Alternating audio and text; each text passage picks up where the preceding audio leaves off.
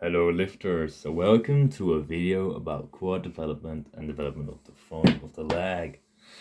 I want to talk about quad development because it's one of my better muscles and I think I know what works for me and I think that might work for you too, so we're going to be talking about it today. So first off, we got the anatomy of the quadricep muscles.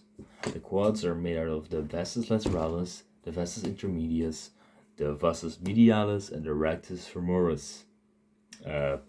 Most of the vastus muscles of the quads are perfectly worked through regular squats and leg presses, hack squats, that kind of stuff.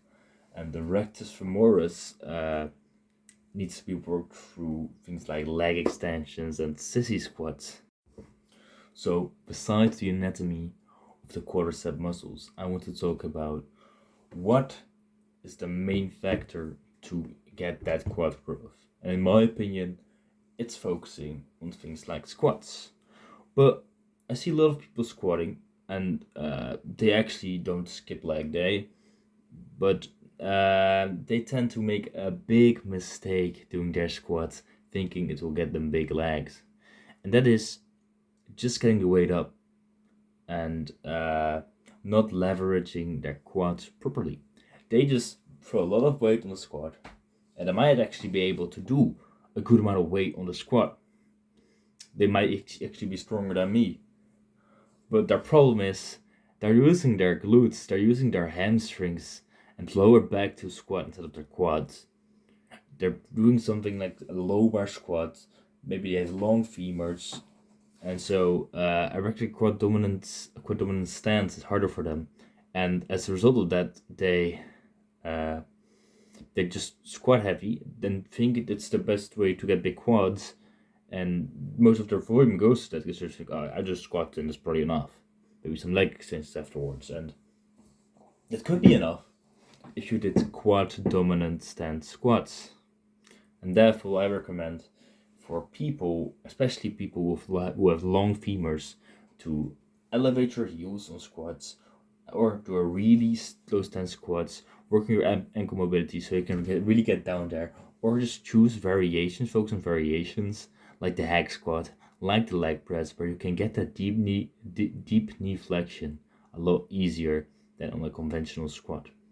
And so what I'm going to say to you is, if you want to prioritize quad development, especially as someone with long femurs, maybe start your workout with a hack squat, a leg press, or if you have the ankle mobility and you use elevated stance, or use elevation, then you can go for a regular squat. But I really suggest prioritizing those movements if you struggle with them. Besides having a quad dominant squat variation such as a hack squat, a leg press, something like a zombie squat, a front squat, or a just heel elevated or close stance regular squat, I want you to think about maximizing knee flexion on things like sissy squats. As the vastus muscles are very well worked in regular squats, the rectus femoris is not properly stimulated through the normal squats, leg press, and hack squats, and therefore most people, they're gonna want to do a leg extension. But the thing is, leg extensions are great, and they might be enough for most people. But they work the rectus femoris mostly in a shortened position, and as we know, the stretch position is probably superior for hypertrophy. Therefore, I suggest at least doing leg extensions and sissy squats together, or just prioritizing sissy squats over leg extensions to get better rectus femoris growth. Sissy squats is a squat where you really just go with your body weight and just really sit back and get a full stretch in the squats and get really deep knee flexion. It's also great for your health and knee joints if you just really work into it, and it will probably just increase your flexibility, and it's just a great thing to do in my opinion. It also doesn't require heavy loading. It's probably not going to be a problem for your spine, and it's Also a good way to get more volume in for your quads in general. You can perform the body weight, holding to a bar, holding to an object on the side of you, or using a hex squat machine, maybe a box, that kind of stuff. So I really suggest you guys try out sissy squats, feel the intense stretch, and get some more rectus femoris growth besides your leg extensions. A cool superset to try is actually doing leg extensions or sissy squats first, and then hopping into and then supersetting it with the other exercise. For example, you do leg extensions first, really get the blood into those muscles, and then you really stretch them out by doing a sissy squat right next to a leg extension, and you will get a pretty gnarly pump and good feeling in your quads. We all know guys like Tom Platz, and there's someone on Instagram called Knees Over Toes Guy, and they're very flexible, and that's because they worked into the flexibility and they work those range of motions a lot, and they know it's important for their health and for their muscles. So as I just explained to you, the sissy squat is very beneficial, not only to stretch the rectus femoris. It's really important for staying flexible, building up those joints, and as for rep ranges and general consensus on training the quads, I personally like going balls to the walls on things like squats and leg presses and training really hard, and that could also be a factor which a lot of people might be doing wrong. People are often scared of leg training or afraid of training hard, and therefore if you're scared of squatting really heavy, I could maybe understand that. But people often underestimate their RPEs on squats, and therefore if you think you can get more out of your legs but you're scared of squatting, I really suggest just going really hard to failure on things like hex squats on Smith machines and leg presses, because that will actually bring your quads to failure maybe more safely than a barbell squat. And it will and if you can put your fears aside, a barbell squat could do fine too, but if we're gonna want to maximize quad development for most people, the leg press and hex squat are gonna be a go-to in my opinion. Also, I think it's very important to prioritize the big compound moves like the squats, like the hex squat or the leg press, over things like leg extensions. A workout example we could be doing is it's going to be an example of a high volume quad workout. We're going to start with quad dominant barbell squats. I like to do high volume, so I would do like 5 sets. First sets I would go pretty heavy, like 5 to 8 reps, and then I might just do some higher rep sets, 10 to 12, 8 to 12, maybe even 15. And I would like to go really slow on those reps, really feel the movement out, and get a juicy high amount of volume and a good pump on my quads. After that, after I did my big up movement, which is probably gonna already be like 80 to 70% of the quad gains that I'm gonna get on that session, I would do my sissy squat. Maybe together with leg extension, maybe apart on it alone, but then I would do a sissy squat, and then I would do a leg extension, 3 quad exercises. My legs are probably fucking toasted. I'll probably do like 3 sets of sissy squat and leg extensions, and I'm probably gonna be done for that session if I don't want to pump it too much. Another great example could be if you're gonna want to do heavy competition squats for your session. That's fine.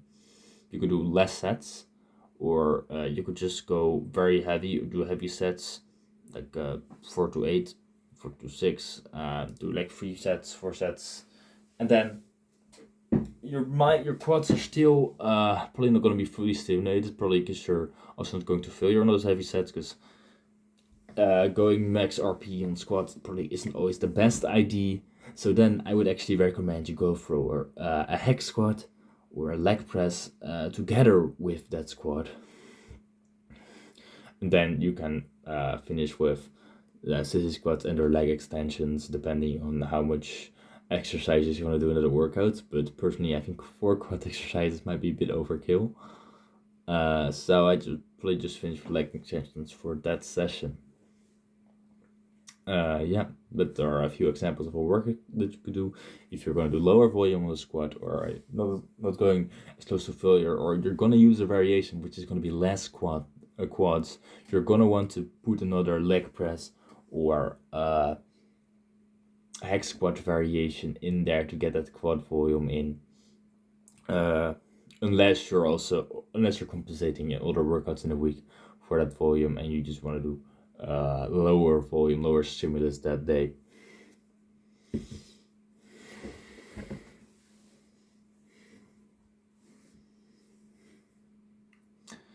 But most of your volume direct work from and to the squats should come from movements like leg press, hack squats, and the quad dominant barbell squats, because those will be the best bang for your buck and probably get your most of your gains. Quads like to be properly and heavily stimulated, so that's going to be the most important part. See, most of the growth of the squat, leg press, and hack squats are in the deepest position of the squat, and not the deepest position where your bum goes like this, like turned like this. You want to actually still feel your quads actively, like you're in a horse stance. You still want to feel the tension in your quads, and you don't want it to bounce out of the bottom. You want to really tank the eccentric and feel it stretching your muscle, maybe go a bit lighter, and learn to feel your quads, learn to feel them being fucking murdered, and learn to enjoy the process. And that's gonna contribute hugely to your quads, and it's also gonna be probably less fatiguing if you control the movement better, and therefore you can actually use less weight and get more out of less weight. Make sure if your lower back is a problem with performing too much barbell squats, you do stuff like hack squats and leg presses. It's gonna take the fatigue off of your lower back, and you're still gonna be able to get some quad volume in. Something like lunges is great too. For quads, I actually recommend 2 to 3 sessions a week. Of course, try things out for yourself. At least 2 sessions pretty good, gonna be good. But as long as you can recover, you can probably add a third session, maybe doing minimal volume or mostly focusing on isolations. For example, you could do a rectus femoris dominant day, starting with something like a Smith machine sissy squat and leg extensions. That's going to be very low volume and probably not going to hit your vastus muscles as much, but extra free volume is always enjoyed. Okay, so we've been talking about the quads. The quads are a great big muscle, but recently I've been doing some research on my boy Tom Platz. Turns out he actually has very large quads, but also has gigantic adductors. And I saw this picture of him. I looked at the anatomy of the adductors, and adductors is at least like 25% of the front of the leg. And I myself was skipping the good or bad girl machines too much, and I just realized when seeing this picture that adductors should be prioritized more in leg training, especially by me at least, because it's actually a pretty big part of the quad, and people like me apparently underestimate it a lot. And I see people sometimes doing the go machine at the end of their workout, but let's be honest, they're not going to put a lot of effort into that machine. So I think we should get some awareness for the adductors and maybe include more good or bad girl machine exercises. So hip adduction machine, cable side raises maybe with your legs, and maybe for example more wide stance quad work. So your quad training is going to primarily be probably 90 to 100% close stance or medium stance work, but it might be smart if you want to maximize front of the leg growth to do a few sets of wide stance and really feel your groin stretch as with a compound squat. maybe it could be smart to do your big boy compound squat where you move the most weight, strength work to push progression in one of your workouts, and get some of the adductor volume from there to get more growth from your adductors. But I think a lot of your growth will be achieved by just isolating them more, and I think people should be more aware of how big the adductors actually are and how much they can contribute to the front of the leg. Thanks guys for watching this video. I hope I could help you guys grow some big quads, and I'm open to any questions in the comment section. See you guys.